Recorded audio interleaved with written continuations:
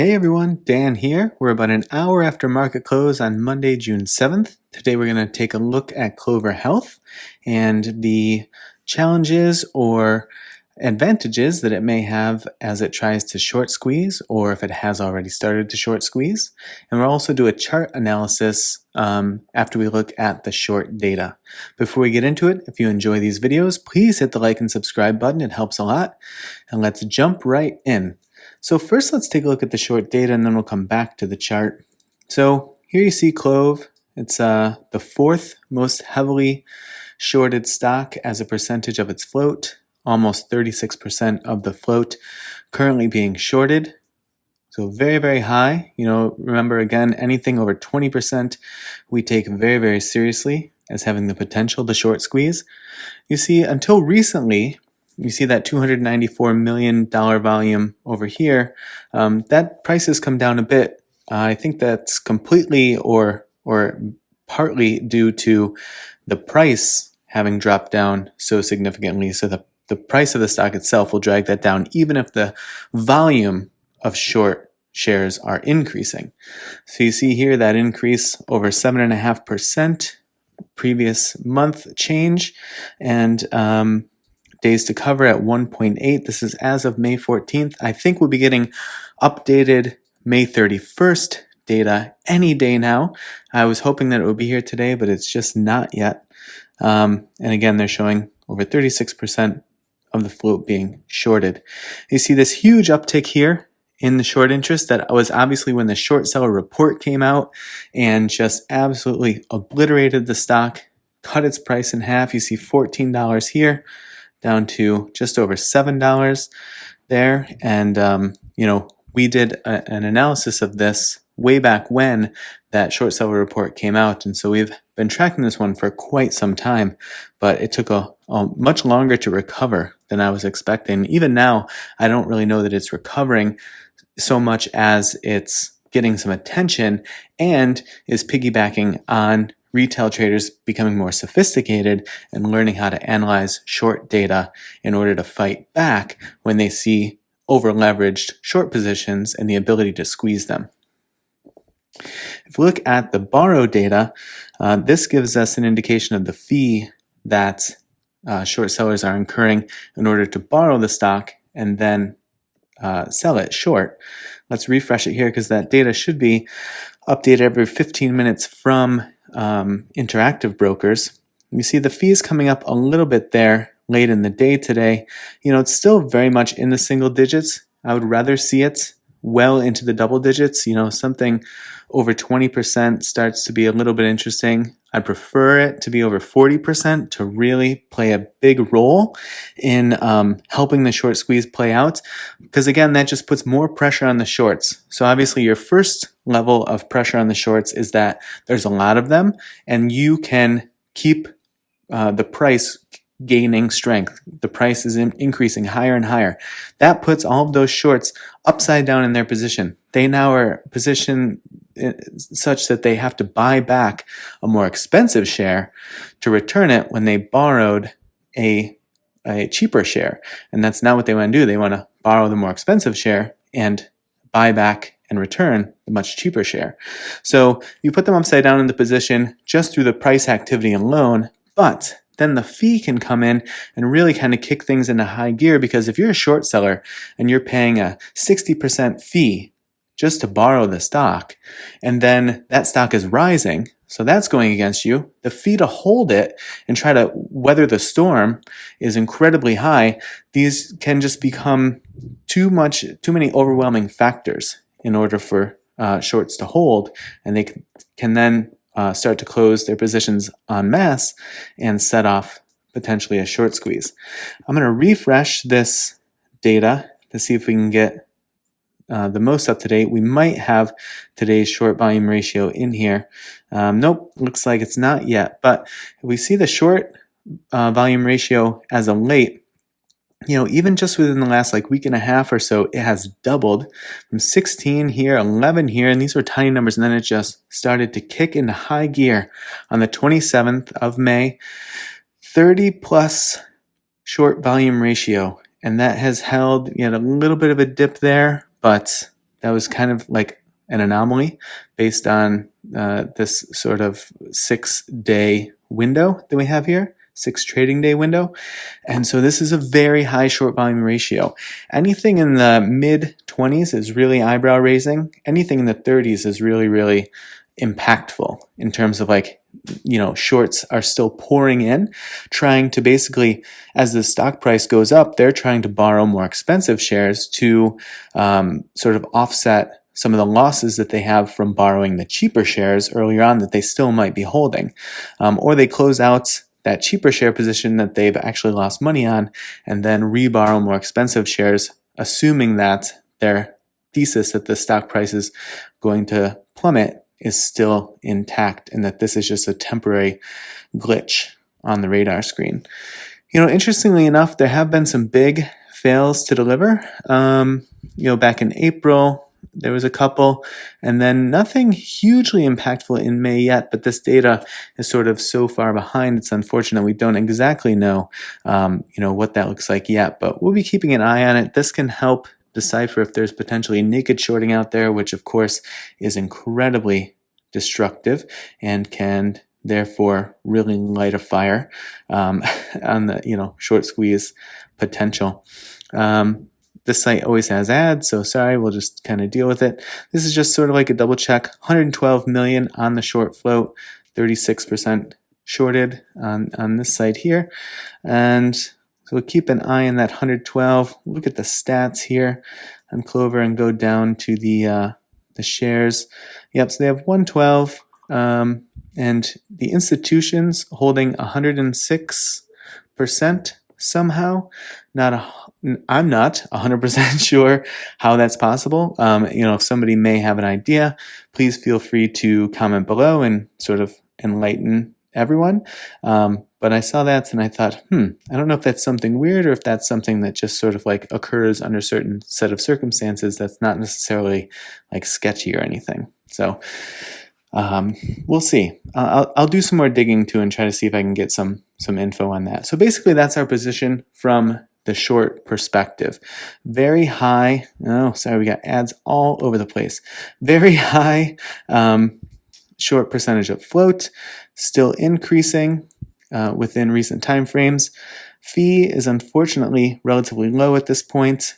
Short volume ratio still continuing in very, very high numbers. So all of that has then kicked off when today there was this immense day up. That following few days ago, a decent run up there, including into the after hours, and then some, clawing back to the downside, but then was able to hold its strength and jump up. I actually still have these prices on here from that analysis that I did several months ago when I was identifying price targets that could be impactful. Let's see how those actually came into play today, because that's always interesting to me, and then we'll kind of take a fresh look at this. But these are weeks or months old price targets, and yeah, you see here some good bounce zones on these. These still held up pretty well. A lot of stickiness on these zones, continuously hitting them as resistance and support and resistance and support. So good price targets that we had drawn there a couple months ago. But let's take a look at some new ones. So really good volume on the day. Obviously, if we flip over to the daily, we can see we had 116 million on the volume. It'd be interesting to see. I can't recall offhand. 116 million. Okay, the float is 112. So getting very many days when the volume is much, much higher than the float, which I wouldn't necessarily consider this much, much higher than the float, but it's certainly higher. That can be another indication that there's potentially naked short selling going on. Yes, the same share can change hands multiple times during a day, but if you have several days of this activity going on and there's a lot of fails to deliver that come into play, that can sort of like be a symptom of naked short selling. Let's go back here to the 5-day time frame. See what we can decipher from the chart. So, I would say more so than a parallel sort of channel, you have an upper trending line here with sort of like horizontal price targets that you're going to hit on your way up if you can continue to hold that upper trend line, a price target. And since we have sort of like outstretched the most recent activity, what I would prefer to do is go to something like the 3-month, where there's this big cup that has formed, and see, actually we're going to have to go out further to the 6-month to see what price targets we can look for from the historical supply and demand zones. So basically, our first level of really, really strong support that I look for would be right around here at 1166. So if the shorts come in hard and heavy, in the after hours today or in the pre-market or tomorrow throughout the day, this is a zone that I would look to hold, 1166. If you're looking to get into this play, you can think about starting to average in at that point, see how it reacts. It could certainly fall through. If it does fall through, I'd look for another really strong catch zone right around here, 1071. And so that might be where you want to look for entry points in the coming days if the shorts drive the price down further. If they start to close out or retail just keeps kind of showing up and is putting the pressure on, the next leg up that I'm going to look for is at about 1306. We may be well past that, to be honest, in the pre-market tomorrow. I don't know, obviously. Nobody knows. If they tell you they do, I would change the channel, but but that's one that I'd be looking for. And then this 1452 would be my sort of target after that. And you can use these targets for whatever you want. You can use them as potential areas to take profit, to trim, to lock in some profit. You can look at them as potential additional buy zones if the price comes up above, say it comes up above 1452, and finally CLOV is on your radar. And say it bounces off, it hits resistance to that 1578 and comes down. As it comes down and gets close to approaching 1452, that's when you might want to think about averaging in, because there's a strong chance that it has support there and will at least put up a fight before it drops further, if not bounce back up and retest that 1578. So these can be both trim, or as it comes down to these positions, they can be dip by bounce zones. So that's what I'm going to be looking for in the coming days, for it to hit these upper PTs here or hold at the 1166, 1071. If we need additional price targets on the upper or lower side, we can manage those in an update video down the line when those come into play. Let's pop these out of here for now and take a look at the indicators just to kind of do our full due diligence and see what we're looking at. So really good bullish signs here. The short-term 20-day moving average is now, really bullish crossover here. Nice steep bullish crossover. The 50 looks like it wants to cross over the 200. So all bullish signs on the MA. Granted, this is after a long time in a bearish trend, so keep that in mind. And then on the RSI, very, very high, obviously, so we'll see if that brings in some additional selling pressure, but it's doing a good job sort of like testing or making new highs on the RSI as it's going through this big push. That might be another indication that some of these shorts, as opposed to trying to continue to pile in, they are closing positions and really rocketing the price back up. You won't see a much more vertical MACD signal line than this one, or sorry, MACD line than this one. That's pretty parabolic. That's intense. You rarely see that. So again, that could be another indication that some shorts are closing out and are already pushing this price higher. That's not to say they won't just turn around and re-short it again in the after hours or in the pre-market or during the day tomorrow. That's often what you see.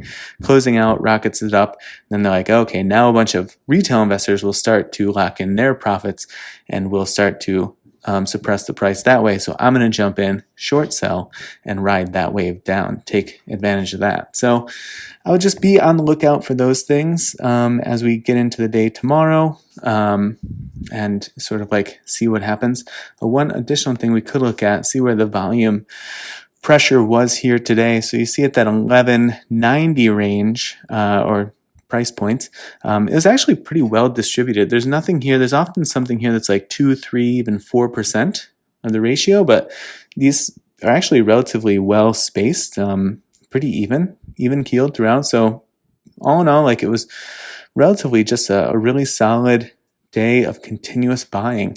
And so to the degree to which retail pushed it up to start to try to put the pressure on, and or shorts started to close out and couldn't help, of course, then driving up the price. Congrats if you're in this one. Congrats if you caught this. And if you're looking for a way to get in, I would look at those price zones for potential dip buys, but always do your own due diligence. Figure out your risk to reward ratio and your tolerance level for all these things and what it is that you see in the charts. Don't just rely on somebody else's work to get you through. It's never a good habit to get into.